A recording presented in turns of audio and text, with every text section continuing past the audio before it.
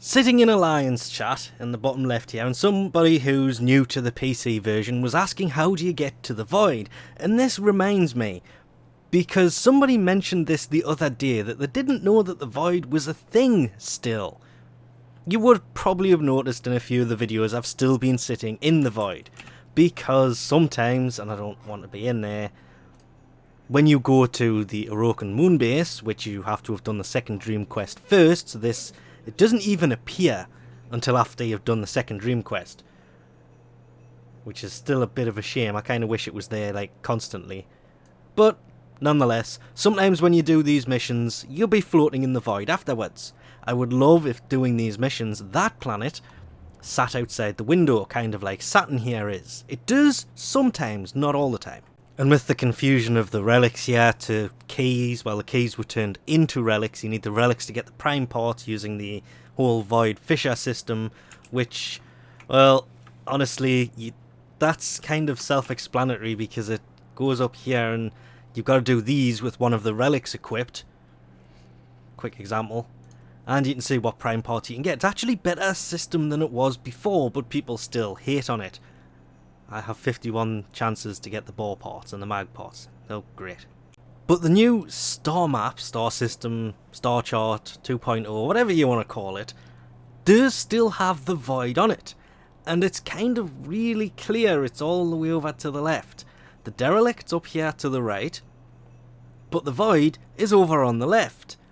But the way that the Void is now laid out is, from Phobos is the Tower 1 type stuff. That's high level because it's kind of on a Fissure mission at the minute. But the normal ones are Tower 1 equivalent missions. Coming from Europa are Tower 2 level missions, level 20 to 25. Coming from Neptune will unlock the Tower 3 type missions, 30 to 35. And coming from Sedna unlocks better Tower 4. But you don't need keys to get into any of these. You do have to do the missions to actually unlock the chain, which was so much fun to actually do.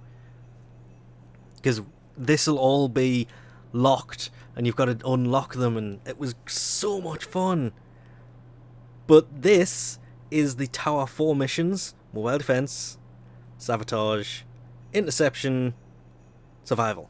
Unfortunately, no. The defense is under Tower 3 at the bottom here, so it's 30 to 35 for the defense.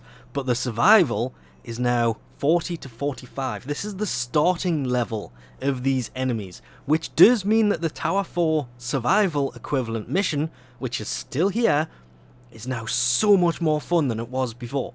I do think it's a bit of a shame that the defense and the survival and stuff isn't on every chain. It's some have some have the others. I mean, defense is on the link from Neptune and the link from Phobos, but the link from Europa and Sedna don't have a defense, which is great because Belanus, which is on the link from Neptune, is level 30 to 35 Orokin defense missions, which is great for affinity farming. But the main reason I was really glad to see that the Void is still there, and the fact that you can get in it without having a key, is so much better than it was before, because, well, I liked playing in the Void, but running out of keys constantly was always a bit of a problem, so I was kind of avoiding doing the missions as much as I would like to. But Captain Vor is actually still in the Void. This is the Captain Vor after you've taken him out in Vor's Prize, I think it's the second quest in the game. It could actually be the first quest. I think it's... No, Once a Wake's a different one, isn't it? But it's the opening quest to actually starting the game. After that, he appears in the Void and he drops the dual stat mods. Well, he is actually still in the Void. I'm not sure if he drops on the lower level missions in here, but I know he drops on the higher level stuff. The link from Sedna definitely has him on, because that's where I tend to see him the most. Which means you can actually kind of farm these mods without needing the key to get in there, and you don't have to sit in the recruiting channel, because these are open lobbies.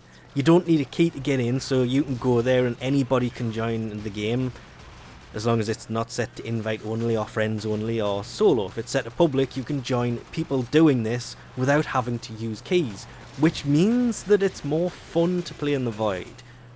because the Orokin tile set looks really nice, it's really fun, and let's not forget that the Prime Warframes are basically designed for this tile set, because when you come near the spheres, you get power from them. So getting rid of the void in itself would have been a really bad idea.